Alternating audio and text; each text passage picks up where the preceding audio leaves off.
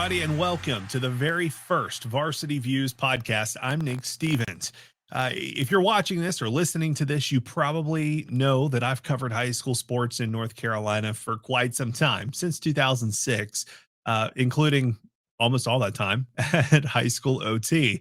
Earlier this year, I left high school OT and joined National Amateur Sports, which is a company based out of Charlotte that works with a lot of school districts in multiple states to help market and monetize their athletic departments, which they hope to keep high school sports sustainable and fund high school sports and middle school sports in those districts. Many of those districts are here in North Carolina, and because of that, you'll still see me around. Now, my job includes a lot of content stuff with the school districts, but I could not give up completely creating content on my own, which is why I decided to launch the Varsity Views podcast and varsitync.com, which is where the podcast will live, along with some limited written content and stuff like that. It's a Substack. So if you're familiar with Substack, that's exactly what it is. And you can subscribe and get the stuff updated right to your email inbox or onto the Substack app. Again, that's on varsitync.com.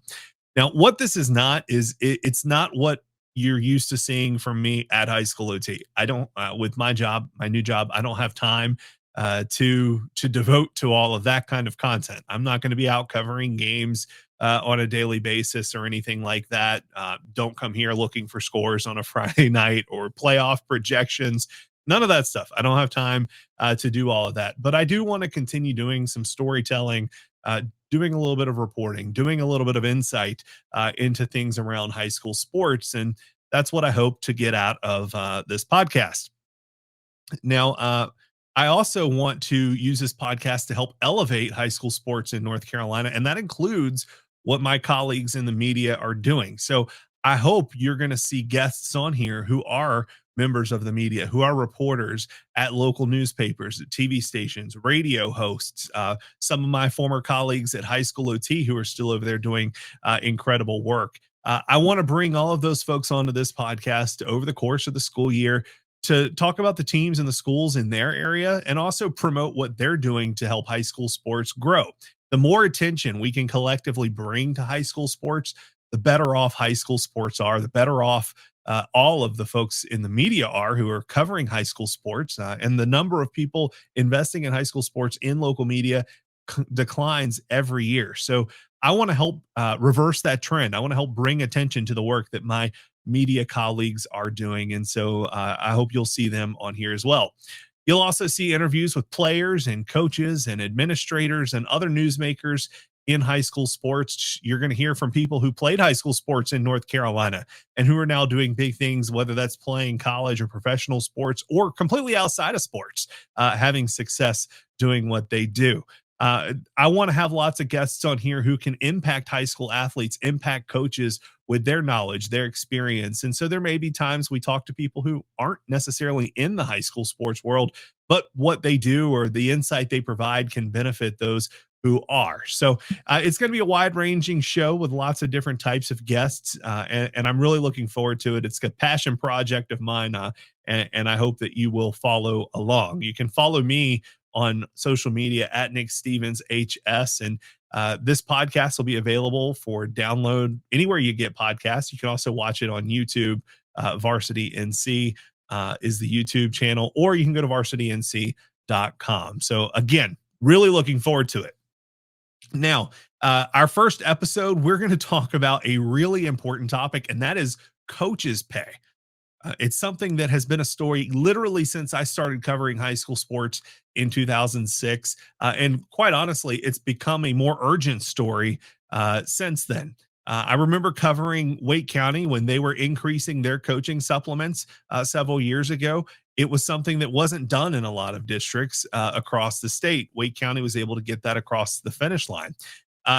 I talked to Senator Sophia Chitlik, who is going to be our first guest. She's from Durham, represents Durham County in the state Senate. And she has introduced legislation earlier this year that would take tax revenue from sports gambling money, and it would invest it to make sure that coaches at middle and high schools and public school districts in North Carolina are making at least $3,000 supplements for doing the work that they're doing. Now, $3,000 may not sound a lot of money to you, but in at least 77 of our school districts in North Carolina, the average coach's supplement does not reach $3,000. In fact, in one district, it's less than $1,000 on average. It's pretty crazy. You think about all the hours that coaches are putting in. The minimum wage is they're not even close to it. They're not even close to the minimum wage. And I bet that they don't want to look at the hourly wage that they make. But Senator Chitlik has introduced this bill. It has bipartisan support, Republicans and Democrats, in urban areas, in rural areas, in blue counties, in red counties. It's got wide-ranging support. There's also a version in the House that has been introduced, but neither version made it out of the Senate or the House before the crossover deadline in May, which means those bills are dead, right? There's still hope, as the senator will explain, because the state budget has not finished yet. So this could get into the state budget this year as well. And she has hope that will happen. But if it doesn't, she says the fight is not over. But why is this important? We had a good discussion about this. Here it is. Here's Senator Sophia Chitlik, who represents Durham County. Senator, before we get into the topic of the day with high school sports and coaches' pay, which I know a lot of people watching care deeply about, your district was hit really hard by the floods about a week or so ago. What's the latest there, and how can people help your community if they want to? Yeah, thank you so much for asking about this. So just shortly after the 4th of July, that following Sunday, Tropical Storm Chantal hit Durham County, as well as Moore County, Chatham County, Orange County, Alamance County very hard. And the damage in Saxapahaw and in Chapel Hill and in other places has gotten a lot of attention. But what people might not know is that in North Durham County, right across from West Point on the Eno, in some of our strongest and one of our strongest neighborhood communities, River Forest and Old Farm. We have, potentially upwards of 100 people displaced. We have over 50 homes that have sustained extremely severe damage, over 100 totaled cars. We have families who have lost everything due to the flooding of the Eno River and other subsidiaries. So we need a lot of support to rebuild. Our county emergency management has been amazing. The Red Cross has been amazing. And so have a number of mutual aid organizations, including Day One Relief and Triangle Mutual Aid, making sure that folks get cleanup supplies, volunteers. These communities are extremely tight-knit. Old Farm has one of the strongest neighborhood associations I have ever seen. People grew up in that community and returned. Everybody knows each other. They're deeply, deeply organized and doing an amazing job of taking care of each other. But it's a community that has a lot of seniors. And so we just want to make sure that they get the support that they need. We're talking about folks who've lived in their homes for 50 years and now have 2 feet of mud on the ground. And so if folks want to support, we need volunteers. They can sign up through Day One Relief and also through Crisis Cleanup. And if people have money or supplies to donate, we encourage them to reach out to Day One Relief and to follow them on Facebook and on Instagram, and also Triangle Mutual Aid, where there are drop-off sites all over this region, Mebane, Raleigh, and many sites right here in Durham. So folks really need your support, particularly because this will not be declared a federal disaster. So we need a lot of community-driven resources to support people in our community with recovery.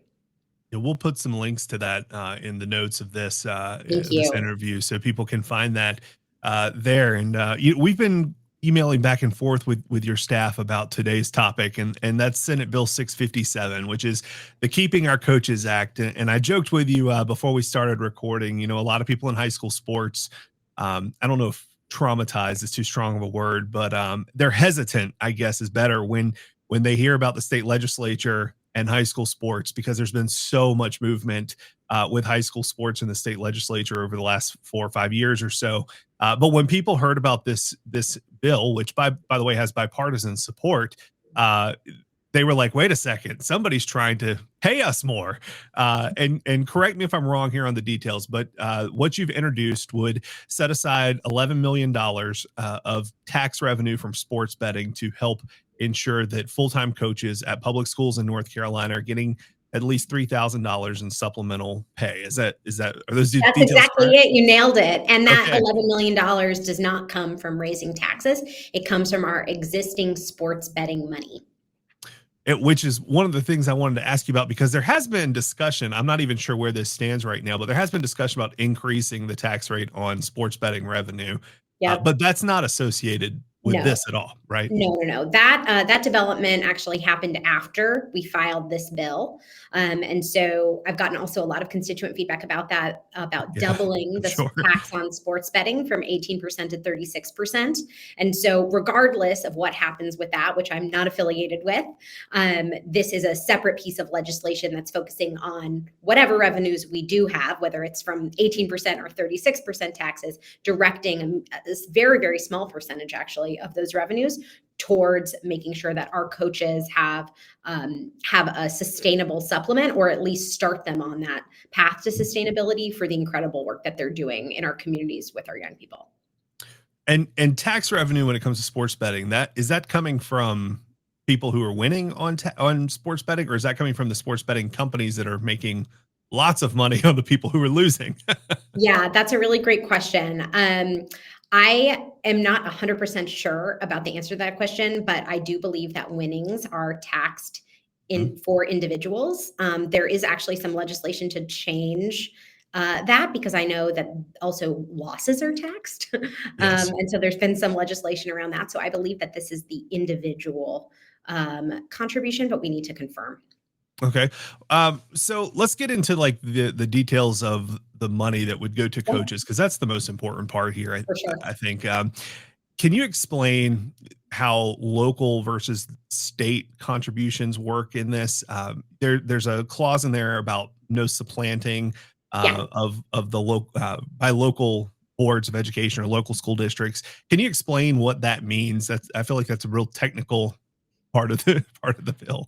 Yeah, totally. So right now, if you're a sports coach, and this mostly actually applies to middle school and high school coaches, your county, so your LEA, your Board of Education, decides what kind of supplement you get for the kind of coaching that you do.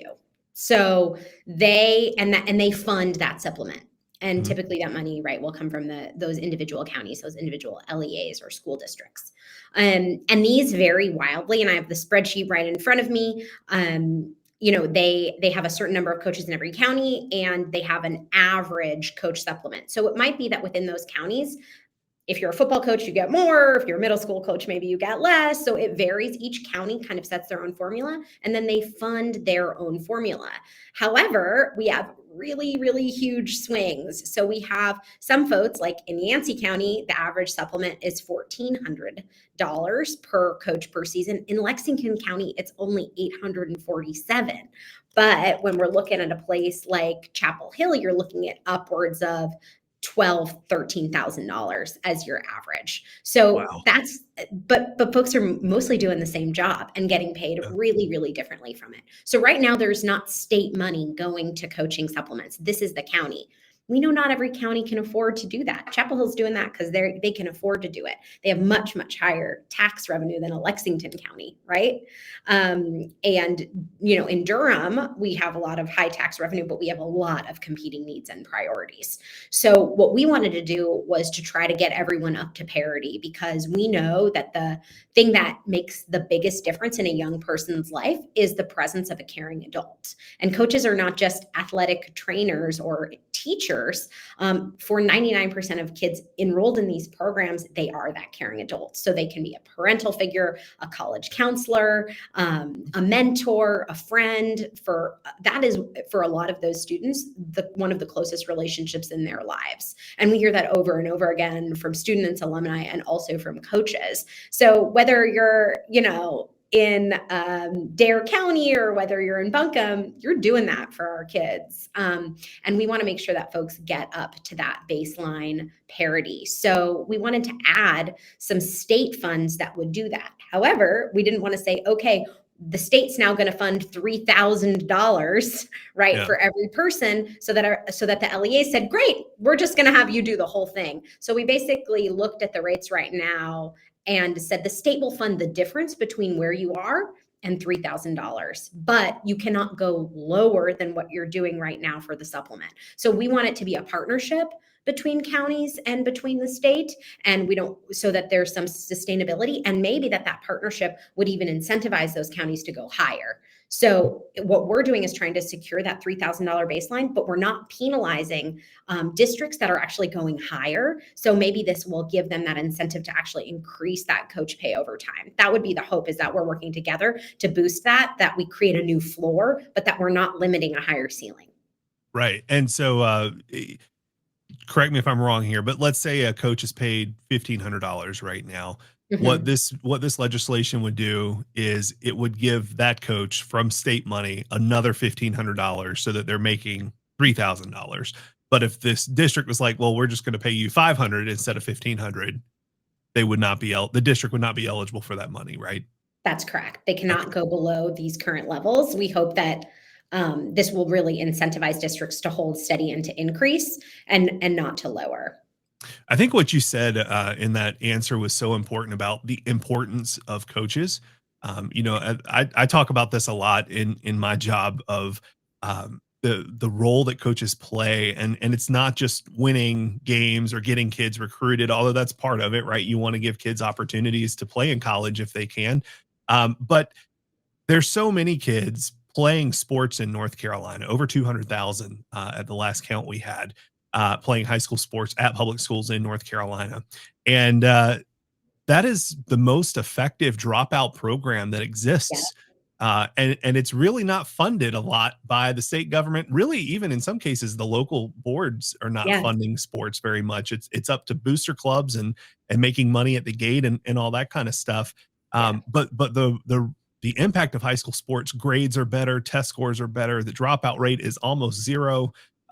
Crime goes down in the community. There's so many good impacts when it comes to high school sports. And I think paying coaches more helps keep the good coaches that we have in North Carolina at those schools. So I think that's a really important point that you brought up. Do you think at some point that the state legislature should look at increasing from $3,000, if this passes, increasing from $3,000 or creating a base pay for coaches, kind of like there exists for teaching positions? First of all, I believe that all teachers and coaches just need to be paid a lot more. And I wish our legislature would spend some real time focusing on this, and also on passing a budget so that we can get teachers and coaches the pay increases that they need and deserve. So you don't have to convince me that that's something that's super, super important, because coaches and our teachers are the front line of defense for our young people. But like you said, they do so much more. So, there's a common phrase, and I absolutely believe this, that the fastest way to stop a bullet is with a job. But one of the other fastest ways to stop a bullet is with a coach.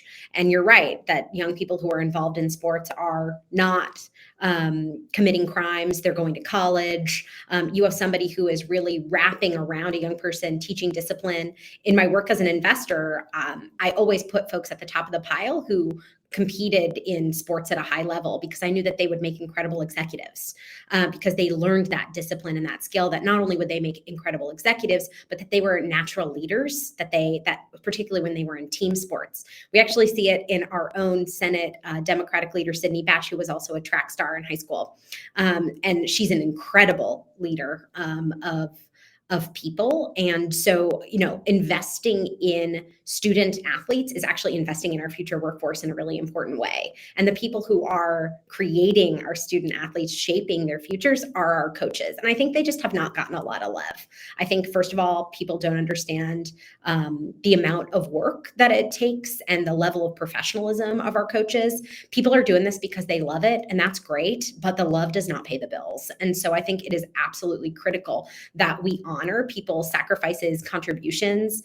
I talk to a lot of coaches, and they're paying for kids' mattresses and school supplies. They're picking them up when stuff is tough at home. Our coaches are doing a lot. They're holding a lot.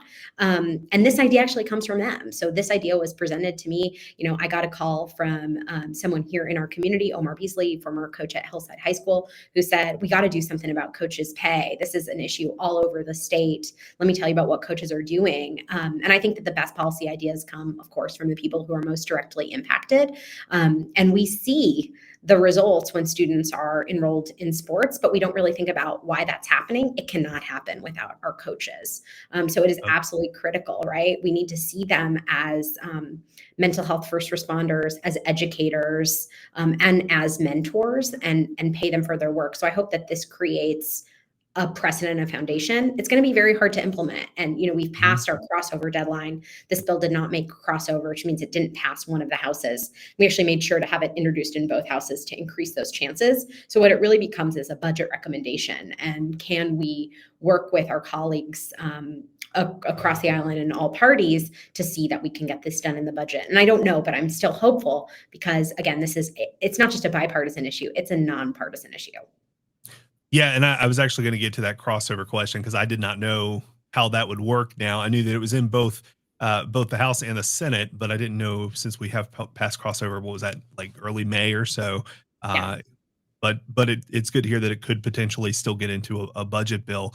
I'll come back to that in a minute. I just want to kind of add to something you said. You're representing part of Durham County, and talking about the impact of coaches. This is a story that should have been told that never got told out of Durham. And this in right before COVID happened, the Southern Durham football team worked together on their senior project. And head coach Darius Robinson, who I've known for years, he called me and he was telling me about it. And I was like, we've got to do that story. So we were planning to go and be part of this senior project and film what the kids were doing, and almost like a 30 for 30 production. And then right after we did our first shoot, a week later, the world shut down. So it kind of ruined it. But the students there, Durham was coming off one of its worst years of gun violence on record. And the seniors on the Southern Durham football team got together and started a program called Guns Down, Lives Up. And they were going and talking to the middle schools, the students in middle schools, doing stuff in the community, having events, and trying to impact the gun violence that was happening and affecting their community disproportionately around Southern Durham.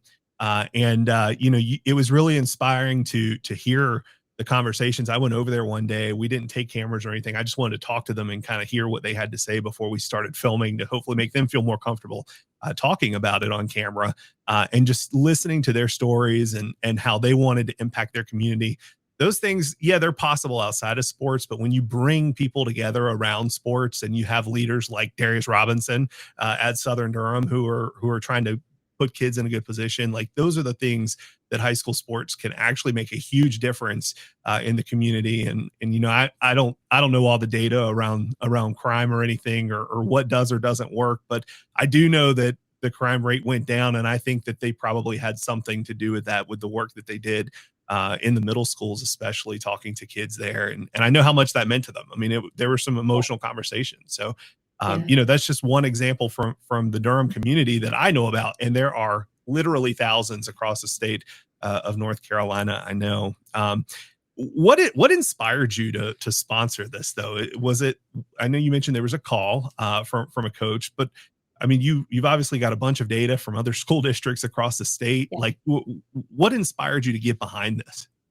Yeah, I love data. So I asked the Department of Public Instruction for every single county's coaching supplement data. So, this is sort of how I think about policy. The best policy recommendations always come from the people who are most directly impacted. And like you talked about, this impacts every school in every district in every county. And I'm so proud of Southern High School, which is in East Durham, which is in my district, and the amazing work that they're doing. And when we're talking about student athletes, we're not just talking about kids who are great at sports, we're also talking about student leaders, right? And that's what you see. And so it's this exponential multiplier effect of investing in them through their leaders, through their coaches. So when this problem was brought to me, I looked at the data and I said, whoa, you're right. I mean, if you were to really break down some of these numbers, like $850 a season, those folks aren't even getting paid minimum wage, really, for all of the work Absolutely. that they're doing, right? And so I looked at that, I was like, whoa, this is an equity issue. This is a retention issue. This is can have major implications, like you said, for violence in the community. When we look at areas that have really tackled gun violence, like Baltimore, the first thing they invested in was after school sports programs, right? Like all of these things that we know, how do we create productive things for young people to be involved in? Sports is like the top of that list, right? Because it's teaching life skills that can be used not just in sports, but in school and in business later on. So that's so critical. Those are exactly the kind of skills that we want our students to have. North Carolina has an amazing culture of sports and athletes, both high school, collegiate, professional. So we have that as part of our culture in a meaningful way. And then the data really corroborated that this was a problem, that first of all, there were inequities across the state, that where you were really determined how much you were going to make. And that sounded unfair to me, that this was an issue that was affecting purple, blue, and red counties alike, that this was something we all had a shared passion for. And then the next piece was saying, well, where is that money going to come from? And what is that reasonable right size level? Is it $8 million, $11 million, $36 million? What is the right first step that feels ambitious, but sort of like more like the adjacent possible? So I did some calculations, and it felt like that $11 million to get everybody up to $3,000 parity was kind of the ambitious. It's still pretty ambitious, but an ambitious first step. And then I talked to my colleagues about where do you think that money can come from? Obviously, for this to be bipartisan, we can't raise taxes. Where are the pools of money that are growing in our state that are not just tax revenue? And that sports betting fund became really important. And my colleague who represents also Southern in the House, Representative Zach Hawkins, who's the leader of our delegation, and he was really pivotal in helping to get that started. So it seemed like a natural fit, not just for Durham, but for the state, that we might want to focus on that sports betting money.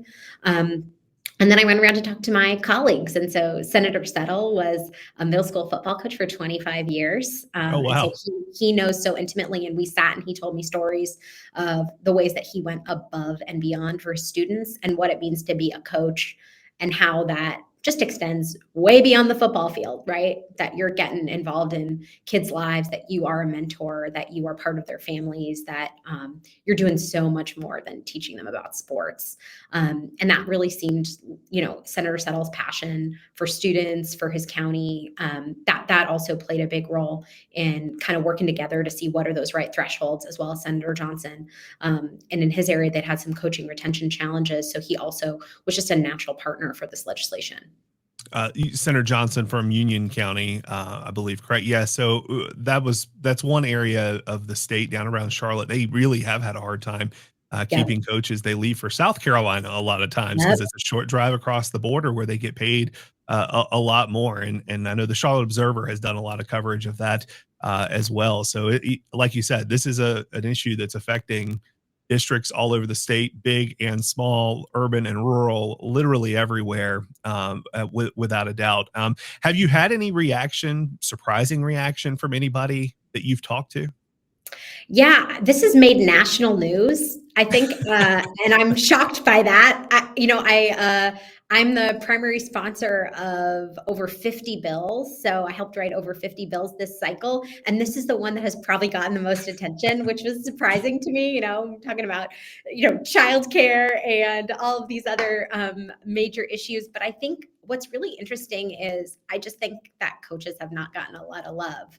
So when I'm talking to folks, people will say, "Oh, you're the one who did the coaching bill." Yeah.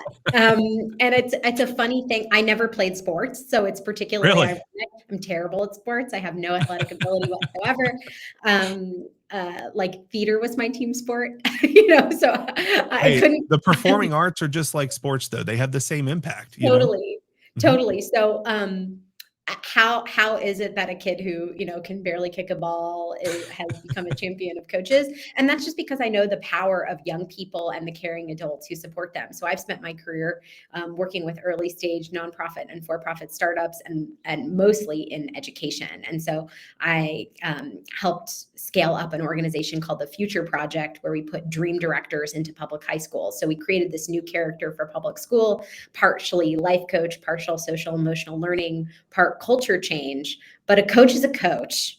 And so I understand that one dynamic person who really connects with young people, or even with just one young person, can absolutely change the trajectory of their lives.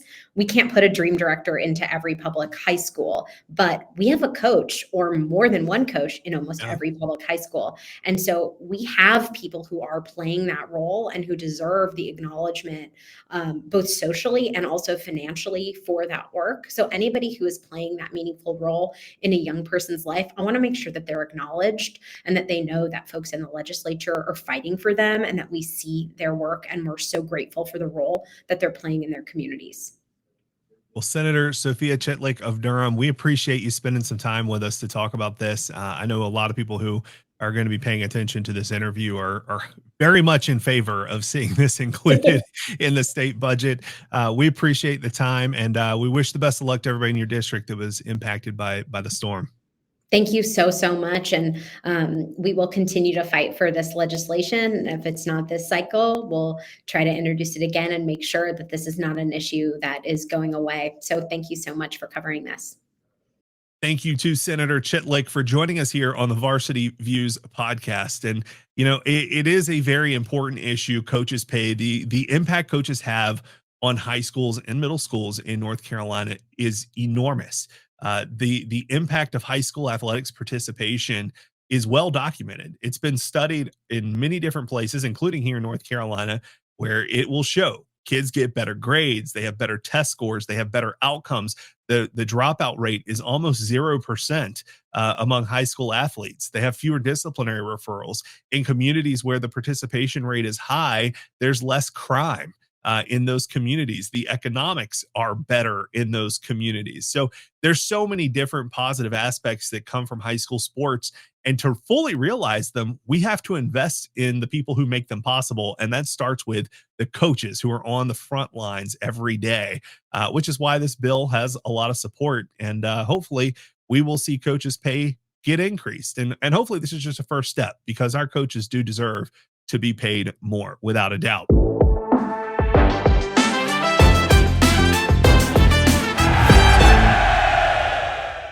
One of the kids who has benefited from his participation in high school sports is Clayton quarterback Aiden Smalls, and he's going to be our next guest here on the Varsity Views podcast. Now, Aiden, he started his high school career at Cardinal Gibbons and then moved over to Clayton. Last season, he was a starting quarterback for the Comets. They won 10 games. He passed for nearly 2,000 yards, ran for more than 1,000, and he is a real playmaker, both with his arm and his feet. He committed to Rice, and he'll tell you in this interview that the reason he committed to Rice was because they wanted to give him a chance to play quarterback. That's his position of choice. That won't be the case now. He has decided to flip his commitment, and he's now staying home. He's going to NC State. Aiden Smalls joining us now, Clayton quarterback and new NC State commit. Aiden, congratulations on the commitment to the Wolfpack. You had already committed previously, so this is a flip to the Wolfpack. How does it feel to know you're going to be staying close to home here in Raleigh? Honestly, it feels great. It feels like a big relief off my shoulders. No, I don't have to go all the way to Texas anymore.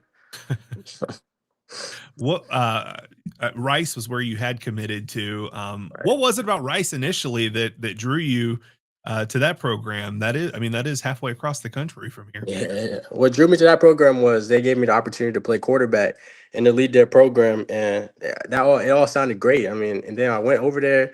It was all great. I love the coaching staff. I love the environment. I mean, I really did like it a lot. But they wanted me to lead their program as a quarterback, and that's what led me to being over there. All right, so walk us through NC State then. I guess Coach Doran comes in. Is he also telling you that you'll get a chance to play quarterback there? He makes it pretty clear that I'm going to be a receiver there, but there's also, he does add like there's going to be a wildcat, like other ways to like get me in the quarterback position a little bit like in the red zone and stuff, just a little like gadget plays and things like that. So I mean, I'm pretty much know I'm going to be a receiver, but I will probably more than likely still get some reps at quarterback wildcat. So not quarterback, which I know, I mean, if people haven't seen you play Clayton, you're very good at quarterback, not only throwing the ball, but rushing too. You were a 1,000-yard rusher last season. You can make stuff happen on the field, big playmaker. Was it a tough decision for you to to know that your primary role now going to NC State is not going to be at that position that you love so much? Right. It was a very tough decision, as in that's why I didn't choose state at first because of Mm. that factor right there. But I mean, as I like went along with things, like I kind of just thought to myself, like, I just want to play football at the highest level I can play at, and that's where my mind was pretty much at. And whatever it takes for the team to win, I'll play any position to. And I feel like that's what really got to me. I just want to play the highest position of highest football, and that's pretty much what it is. I didn't think too much about the quarterback position when I made this decision. I kind of just was like, let me just go play some football. When you talk to Coach Doran and he talked about like Wildcat and that sort of stuff, Mm. are you kind of looking at like how they use like KC when he was there? Is that similar to what you might see? Right, I think I'm not sure, but I say it would be a lot similar. I would say, like, I think because watching KC play, I think it would be similar if I can prove myself like KC did in the spring. Then for sure. What do you like about NC State's program? What I like about NC State is I love. First of all, I love the coaching staff. I love the head coach, Coach Doran. I love Joker. I love all of them, and that's like the main thing that I like about that school. And then it's close to home. It's literally right 30 minutes away from me, so it's right there. Mhm. And then I've been there since like I was think in eighth grade. I went like on a thing to one of the games, and like that was the first school I ever went to, and it was just like it just felt like loyalty, kind of like they've been with me from the jump since before I had any offers. Like they was with me, so I feel like it's just loyalty. I love the coaching staff, and then that's not even talking about like the school. Like I love the school too. Like I love the stadium. I love their equipment. I love everything. Did you I don't usually I know the answer to this before I ask it, and I should have asked you before we went on. Did you grow up a fan of one of the schools around here?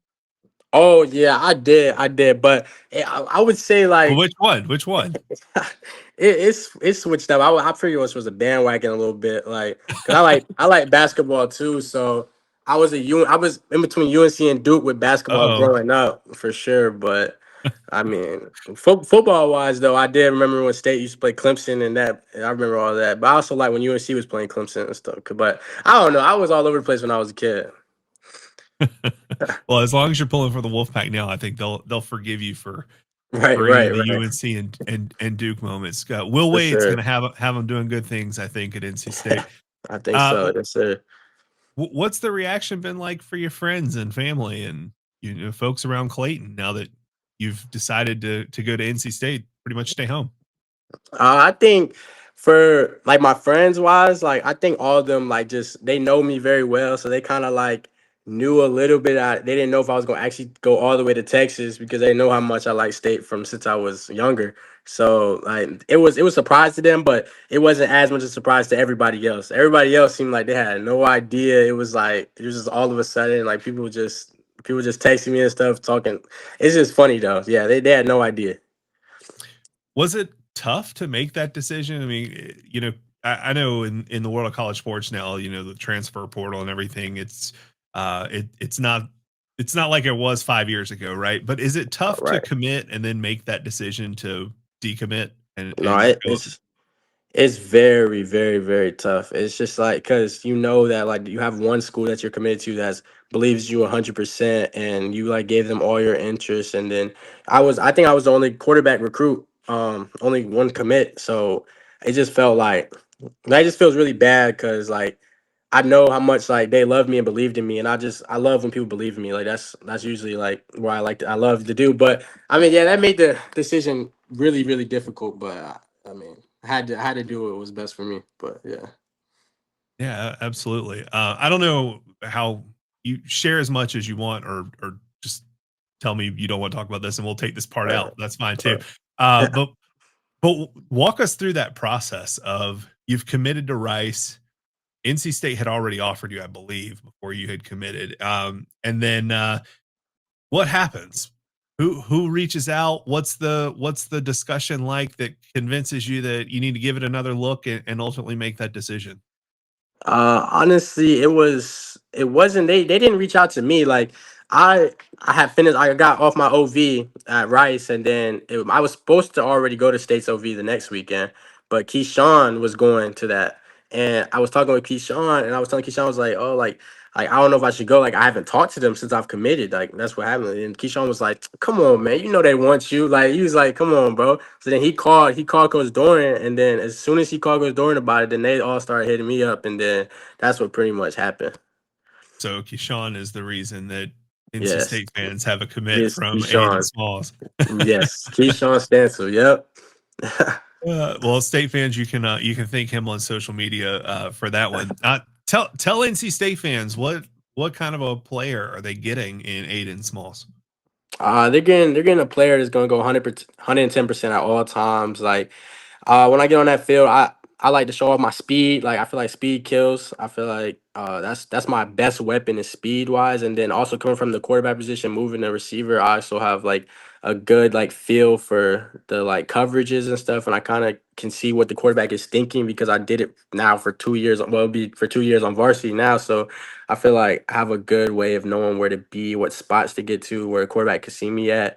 And I feel like personally I'm gonna do great things at the school and I'm gonna lead this team to things that they wouldn't be thinking right now. Yeah, for sure. Well, do you think you'll be able to go? People who are watching this, you still have a Mhm. whole year of high school left, or a Right, whole right. season of high school left.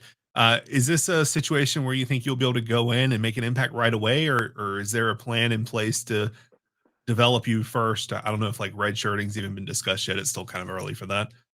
Right. No, I think I'll definitely get on the field immediately. If I show what I know what I can do in spring ball, I'll definitely get on the field immediately. If that's in special teams or if that's actually playing at that receiver position, but I know I will definitely be able to probably get into the kick return, punt return things, and then make stuff happen out of there. And then I think they're going to try to get me the ball in my hands, like in wildcat stuff, like early on to just see how I can do in like gadget plays and stuff. So I think I can definitely get on the field if I prove what I can do in spring ball for sure. Yeah, I would agree with that. What excites you most about playing ACC football?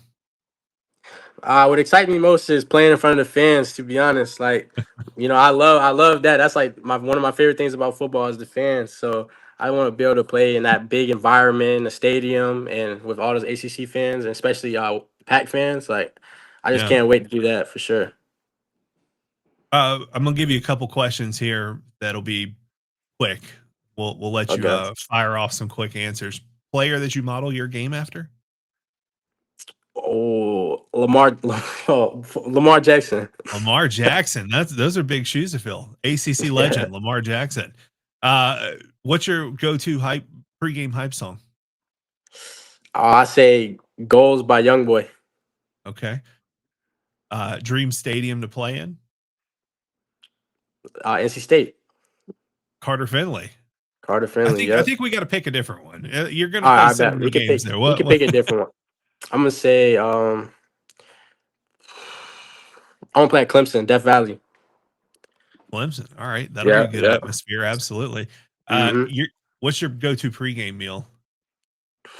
Probably pasta, chicken Alfredo.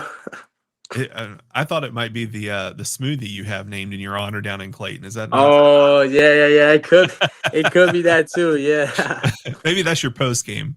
yeah. That's probably post game. Yeah, post game.